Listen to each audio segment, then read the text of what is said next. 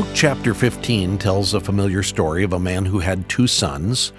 After the younger son abandoned the family and squandered his inheritance, he repented and returned home with a great sense of sorrow.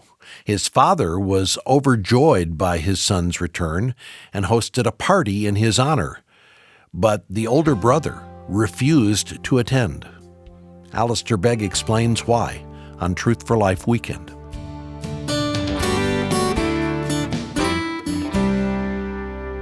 They say that the test of a good suit is how much material is left on the tailor's floor when he finally walks out with it and gives it to the client.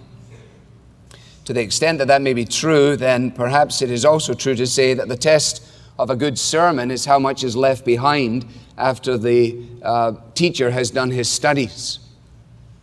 And the danger is that in seeking to bring everything that we've learned, we simply bamboozle our listeners. But given that you are such a thoughtful group, there is something that I want to mention that is sort of a transition from where we were to where we're finishing up. Those of you who have read Luke chapter 15 with frequency, as I have done, and who have grown to love it, as I have done, may well have been struck by something, and that is that there is, although great mention made of the celebration in heaven over one sinner who repents, both in the first story and in the second story and in the third story, there is, however, no mention made of any cost whatsoever to the Father in redeeming the prodigal.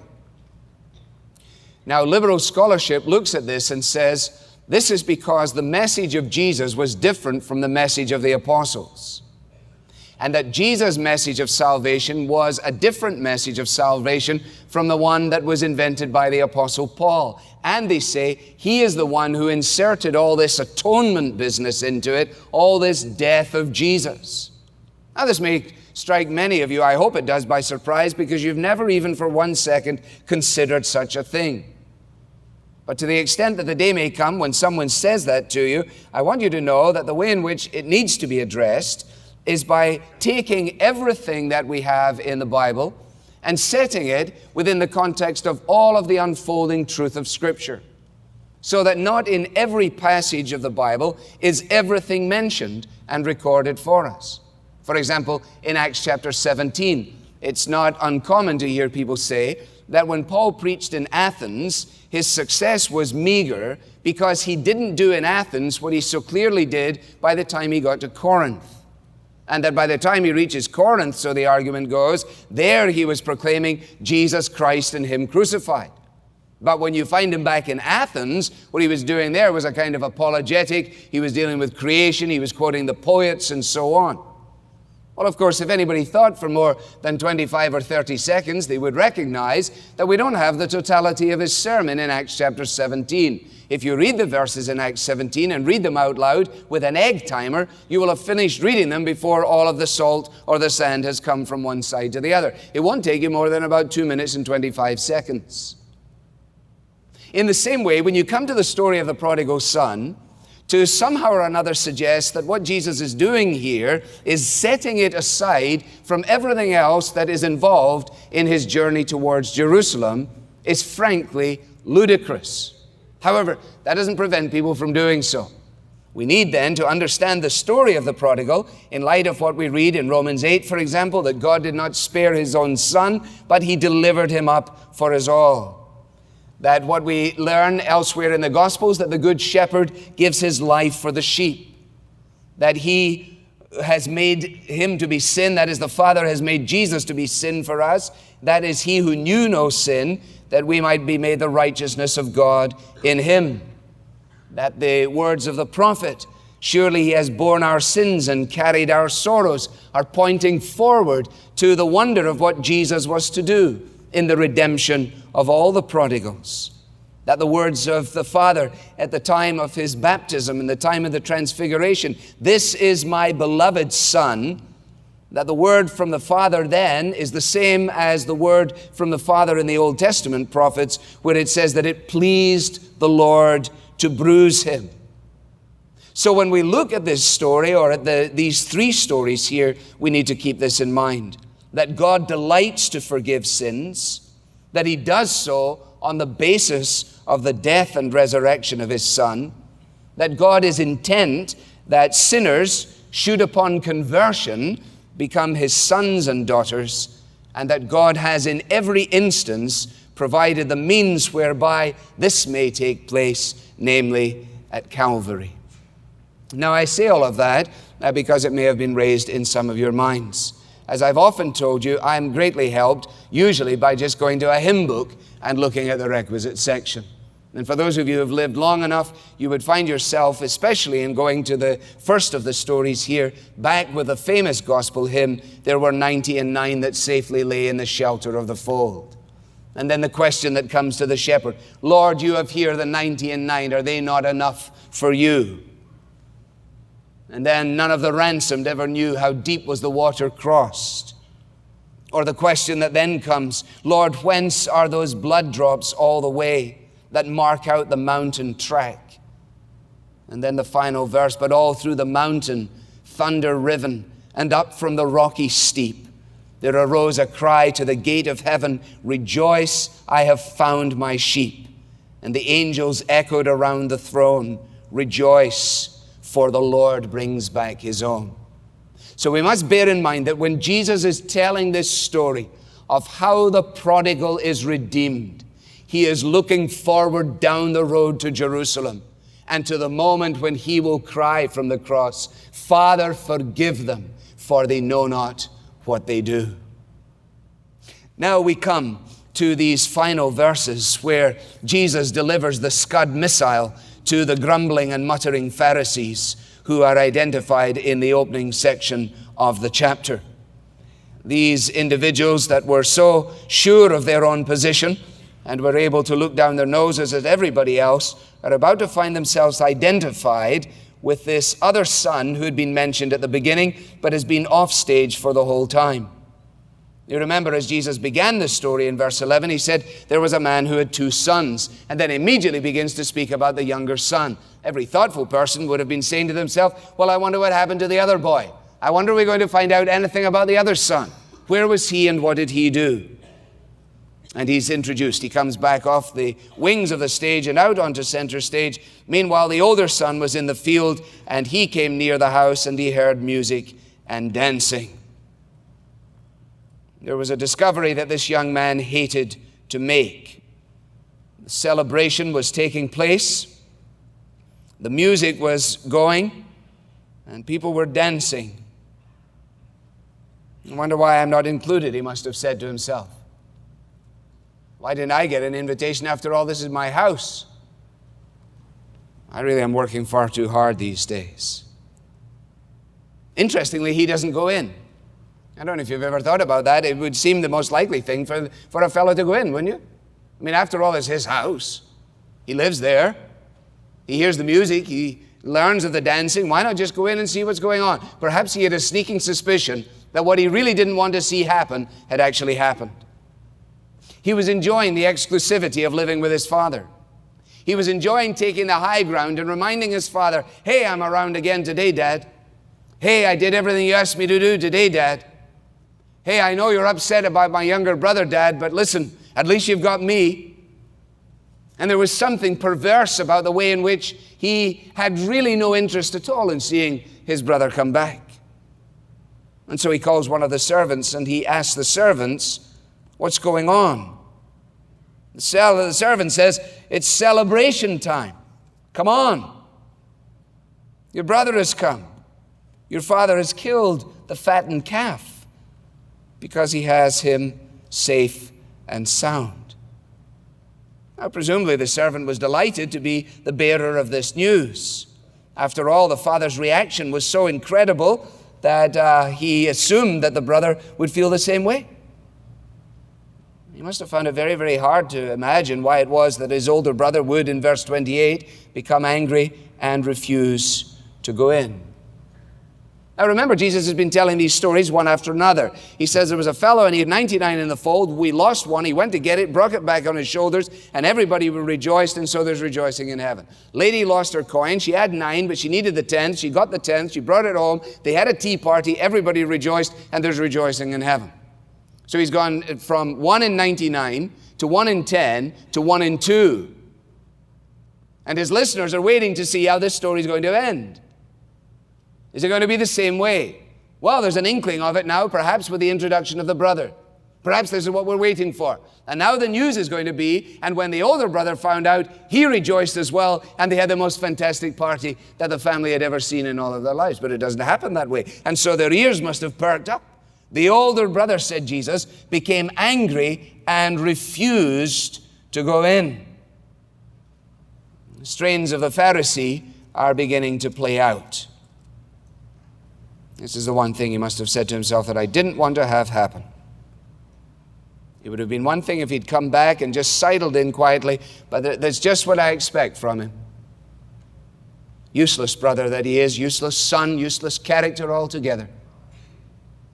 There's no way that I'm going in for a party like that. Perhaps you received the invitation to go to someone's baptism and you refused to go. You couldn't believe that that person could ever be baptized. Useless character, you said. Dreadfully perverse. Used to have a horrible tongue. Dreadfully selfish. I'm not going to go to that kind of event. Those are not the kind of people who should be getting baptized. What does the song say? You're bringing out the Elvis in me? This guy's bringing out the Pharisee in everybody who's honest for more than half a moment. There's a discovery that he didn't want to make, and there was a sympathy that he certainly didn't want to display. And so his father goes out and pleads with him in verse 28. He sends a servant in, but his father doesn't send a servant out, just as well that God does not treat us the way in which we are tempted to treat him. The father goes out and he pleads with him. You'll notice the tenderness and gentleness of his approach. Hey, he says, come on, what are you doing out here? He might have justifiably rebuked the boy for being petulant, but instead you'll notice that he entreats him. The love of the father extends to both his sons. One who went and got lost, and one who stayed home and lost out. One was lost far away, the other was lost close in. Both lost, both in need of the Father going out to them. To the one he's run down the road, to the other he comes out and he entreats him. He pleads with him. He says, come on in. Now what Jesus is saying to the people here is, God the Father is seeking not only the publicans and the sinners, the people who are really interested in hearing the message, but God is also, as Father, seeking the Pharisees who are lost, if you like, in God's own backyard. And the absence of forgiveness in the life of this older brother is simply an indication of the Pharisees' predicament. This man welcomes sinners, remember, and he eats with them. The older brother says, I'm not going in. This is a party for a sinner. He doesn't deserve a party. If anyone deserves a party, I deserve a party. I'm the good kid, remember. I'm the one that didn't leave. I'm the one that did the chores. I'm the one that stayed home. Everyone in the neighborhood knows me. When I go to the market, they say, it's good that your father got at least one good one out of two. Everyone knows what a wreck this kid is. And now a party? And now a celebration? A fattened calf? He views himself as a model son. But he's actually not a model son. He's living like a slave. In fact, that's exactly how he describes his existence. He says, all these years I've been slaving for you and never disobeyed your orders. See, the Pharisees, that was their whole game. Slavish in their religious adherence, yet inwardly estranged from God. So he represents them and all who are like him. At the same time, he's able to boast about himself. I've been slaving for you. I never disobeyed your orders. He blames his father. Yet you never gave me even a young goat so I could celebrate with my friends. Can I ask you a question just in passing? Do you think God owes you anything? Does God owe any one of us anything that He should repay us? No. And yet what do we hear customarily throughout every day of our lives? He didn't deserve to have that happen. She deserved better than that from God. He deserved more than that from God. Listen, if we got what we deserve from God, none of us would be in existence. We would be banished from His presence forever. The mystery is that we do not get what we deserve. What this young man in the party received, he didn't deserve. That's the whole point. And that's the point that this son cannot get his head around. I deserve something, and I don't get it. He doesn't deserve anything, and he does get it. What's going on here? And you expect me to come into this chicanery of a party? Father, you're asking too much. All the years that he'd been in his father's house, all his years of obedience were just grim duty. And suddenly his long-standing secret alienation becomes apparent. Eventually something will bring it to light. A man or a woman may live as a slave of religious orthodoxy for all through their days, but eventually something will show it up for the reality that it is. And in this man's life, it happens here. You see, the contrast in the story that Jesus is telling is not a contrast between a profligate son who went away and made a hash of it and another son who stayed home and made a great job of it. The contrast is between the penitent prodigal who understood his need of the Father's grace and the impenitent older brother who saw in himself no such need at all. He could understand why this messed up brother of his would need intervention, but not him. And that's the contrast, because the younger son is now bound to his father in a relationship of grace. He came back up the road saying, I'd be prepared to be a slave in your house. And he is given his bedroom back, and it's all redecorated for him, as it were. The elder son has actually been living as a slave in the house. The younger brother is united to his father by grace. The older brother is united to his father in a relationship of legal obligation. In fact, if we had longer, we could go through this. You could put 2 columns down and we could write in them if we had time. On the prodigal side, he is a son by grace. On the older brother's side, he is a son by law. On the prodigal side, he's done nothing to merit God's kindness. On the older brother's side, he's done everything to earn it. On the prodigal side, this is salvation by the sheer mercy of God.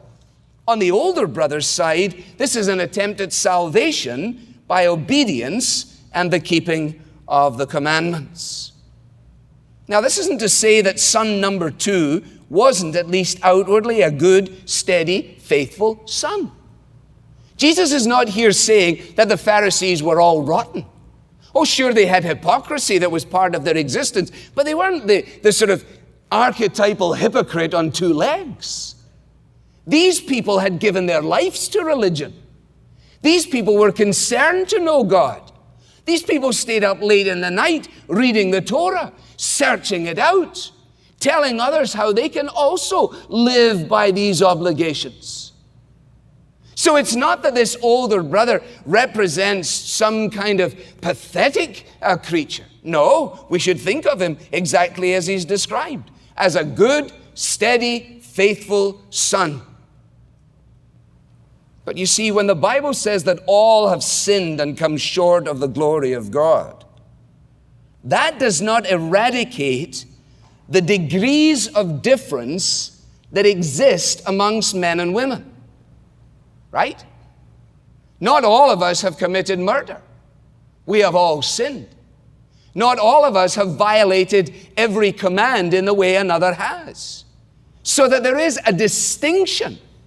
Not a distinction in terms of whether a man is a sinner or not a sinner, but all are sinners, but the sense of sin and the expression of sin works itself out in different ways and in different people's lives. So there is a vast difference between these two brothers.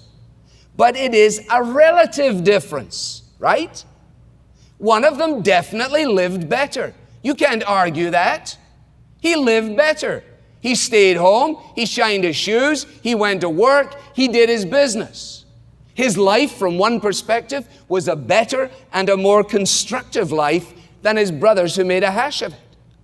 But the difference is relative, because they were both equally sinners, both equally in need of mercy. And it was this fact that the elder brother couldn't understand, because he represents the Pharisees.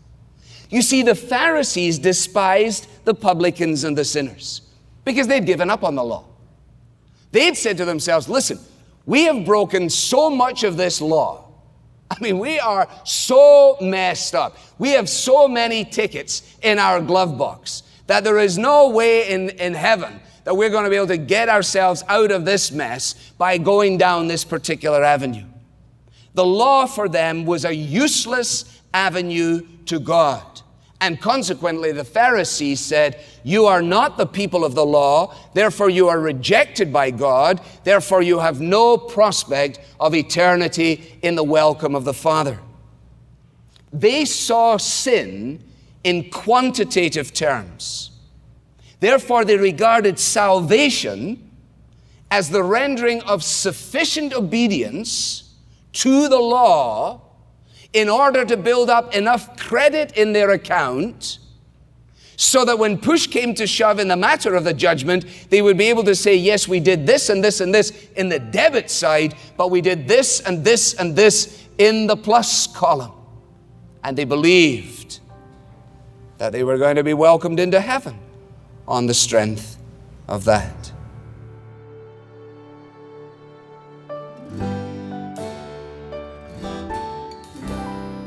You're listening to Truth for Life Weekend with Alistair Begg, with a reminder that every one of us is in need of God's grace and His mercy.